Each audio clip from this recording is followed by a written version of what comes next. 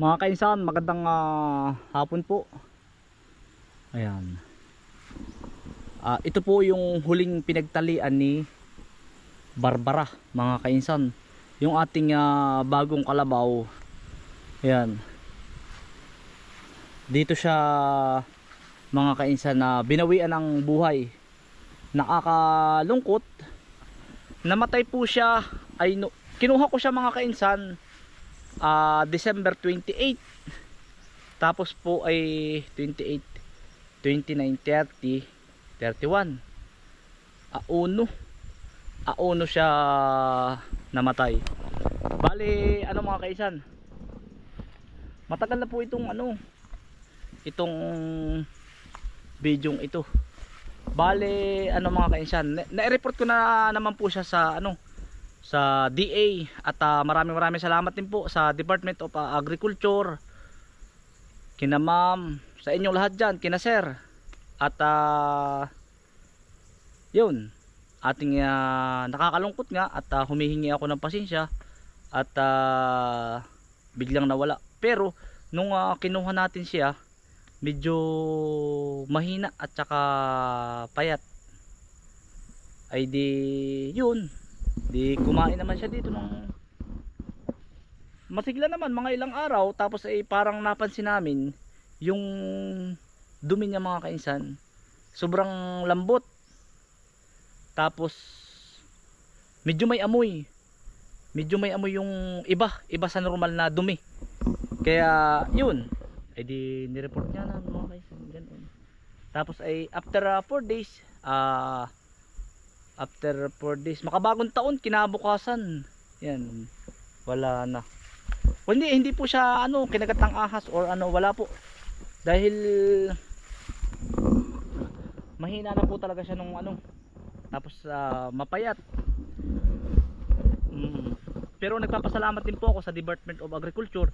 Isa sa tayo sa napili nila na binigbigyan, ay yun nga, nakakalungkot, ay nawala po ng maagap. Yun, maikwento ko lang sa inyo, mga kaisan. Alam ko nga hanapin po ninyo.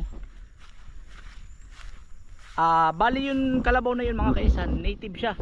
Hindi talaga siya, wala talaga siyang kulungan. Alam kong may magko-comment sa inyo na hindi maganda, wala kasing kulungan. Ay bali, kahit naman po saan kayo magpunta dito sa Quezon, dito sa lugar namin, nilang barangay, halos naman po ang hayop, wala po talagang kulungan. Kasi nga native. Sabi nga pag-ala lang talaga sila. Ay kami matagal na rin kaming hindi natin alam, baka merong virus o yun, mga kainsan. Pero yan, nagpapasalamat pa rin po ako sa Department of Agriculture. Tapos ay pinicture natin, binisita. Ayun, ay di nag-report tayo. Tapos yun, nagkausap-usap doon. Ay di yun, ayos naman, mga kainsan. Tapos ay yun, tapos ay siguro papahinga po muna tayo. Bibili po sana ulit tayo ng kalabaw, ay pahinga muna. Kasi nga baka mamaya may dalang virus, or galing pa po kasi siyang malayong lugar. Parang ang sabi nila ay galing yun, Kamsur.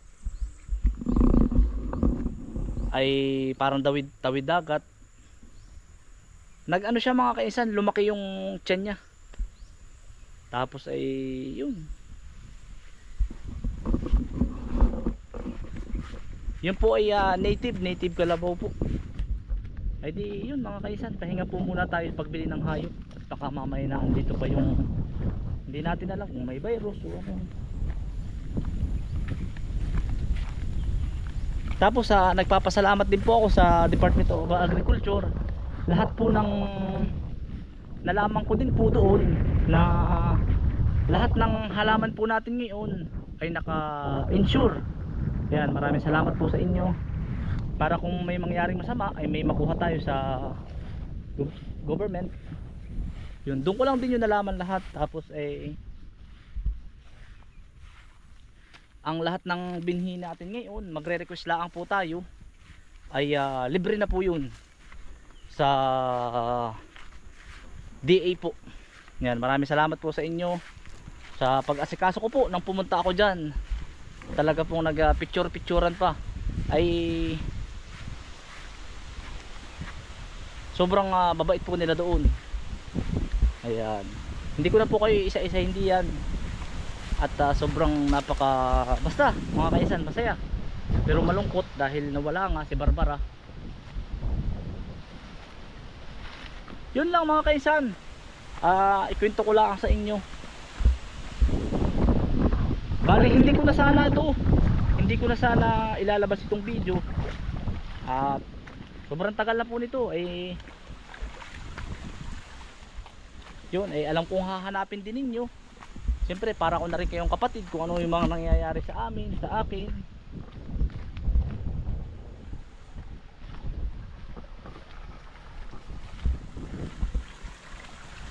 Ay ganoon talaga ang buhay mga kaisan. May nawawala, may narating. Pagkalaking kabuti. Mga kaisan, ang laking kabuti oh. Pagkalaki. Ayan. Kasalukot. Aba. Burdagol na eh. Aba. Buskad. Pag may isay.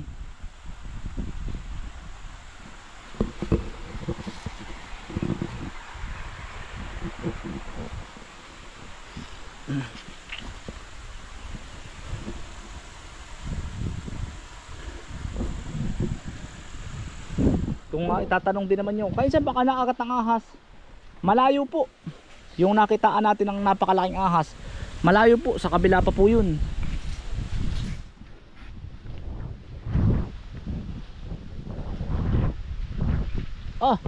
Laki pa oh. Naipa.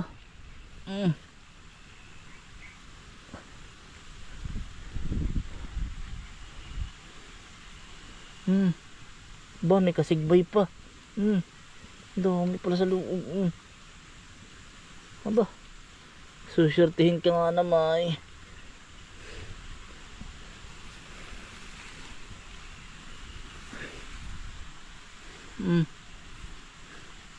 Ba,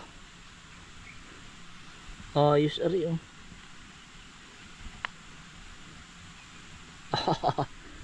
Jackpot po.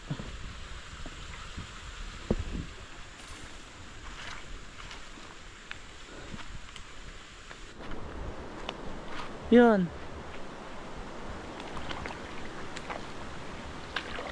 Ayun siya oh. Ay kawawa naman. Baby, ay hindi na ito baby. Ayan. Hala. Paano kaya to? Kingfisher po.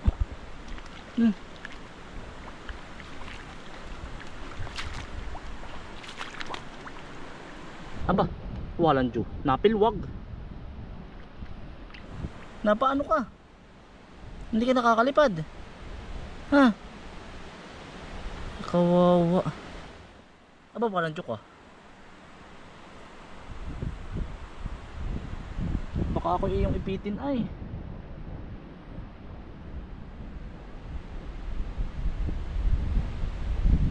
Ba't di ka nakakalipad?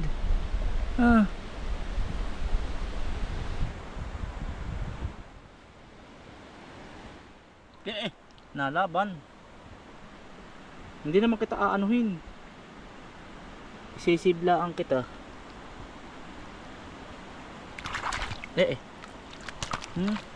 Ka lang. Baby pa siya eh. Ayun. Baby pa. Baby pa siya mga kainsan. Baby pa. Dito yan siguro. Sa ganito po sila nagbabahay eh. Sa mga ganito. Yung ang mga nanay po nito nagbabahay sa mga gantong lupa sa ilalim. Alam niyo po yung parang bahay ng mga daga. Makikita po niya siya dahil mayroon po mga salagubang. Posibleng may kasamahan pa ito.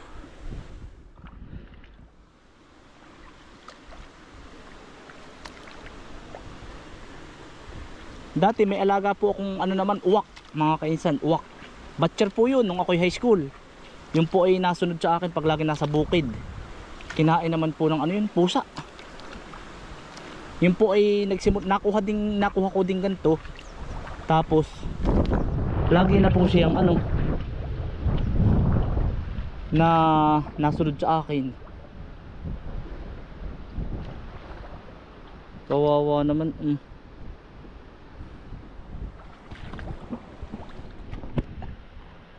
Ariko. Puta. Ay, ariko. Yan ang sinasabi ko. Napilwag aray. Baba. Ay, kingfisher nga. Ariko. Ariko, walang Diyo. Yan, sakit. Kingfisher nga eh. Check ko siya kung ano mga kainsan, baka tayo madali. Kung meron siyang pumunuhin. Kung may tama siya ng baril. Pero inakayin pa siya eh.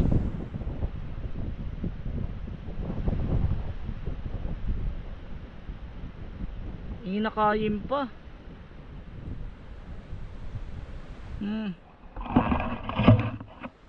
Inakay pa po siya. Kaya lang ipagkatalas ng kuko, ng ano, bibig, ng tuka. Huwag kang pamalit-malit parang kutsilyo ay.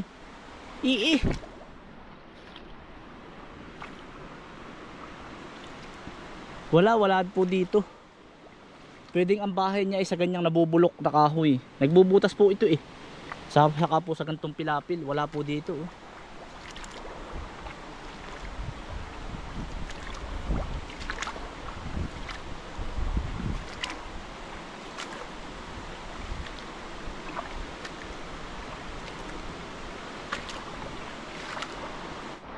Mga kaisan, dinadagit po tayo nung nanay at tatay niya. Ayan oh.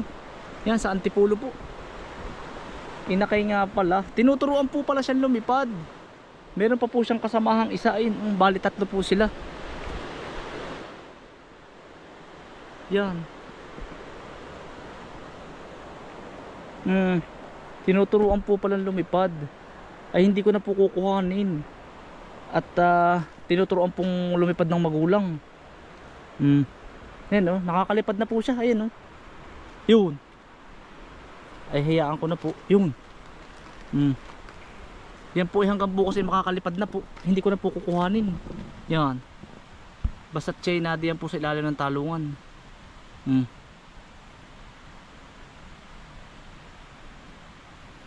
Nakakalipad-lipad na. Yun po. Nakatingin.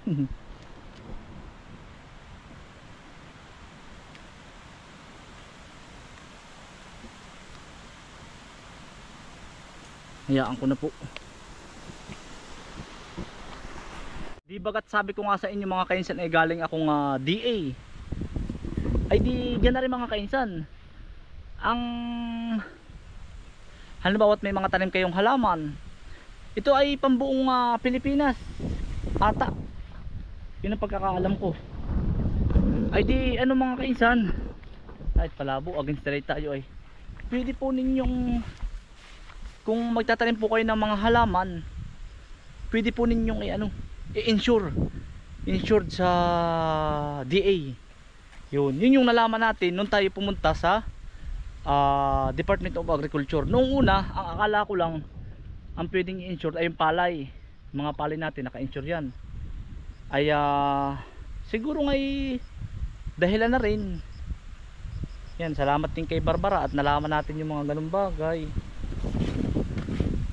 Pero ay kinuha na talaga siya ng maagap. Ay siguro nga ay lahat ay di ba sabi ko nga sa inyo lahat ay may dahilan. Merong mawawala, may darating. Parang ganoon kasi yan mga kainsan.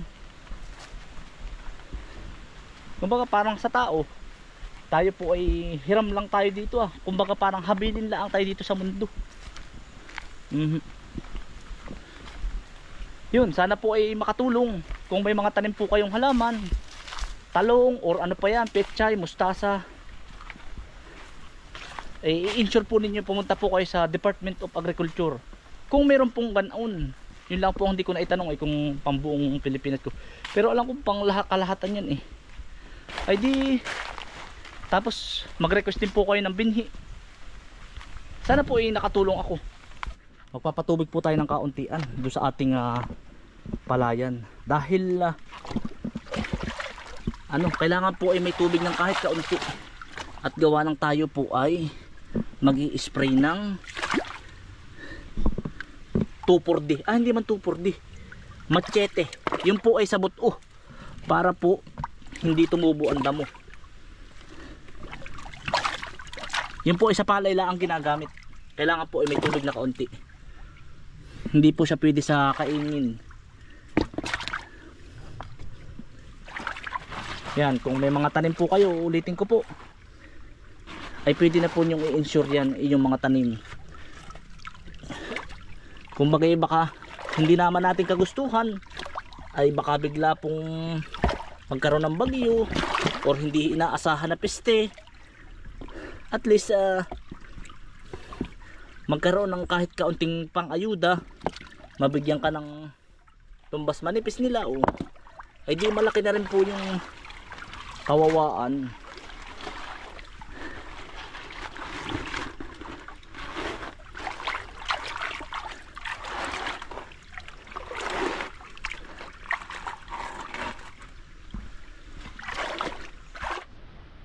Yan, tapos na po ito. Yan, nagpapasalamat din po ako kay Pinsan Rodel.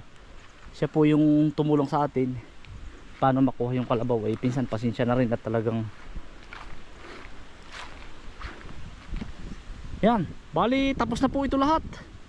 Taniman.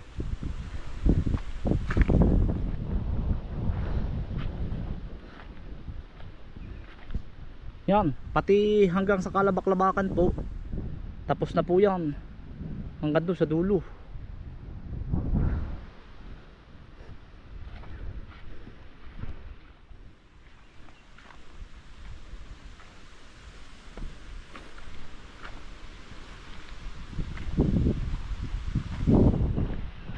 Nangyari na.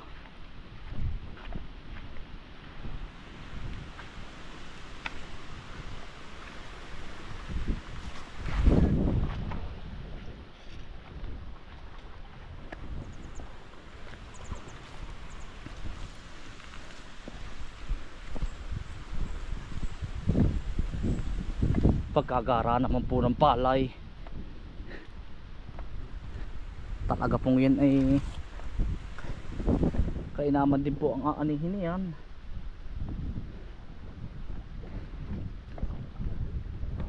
Kainaman po.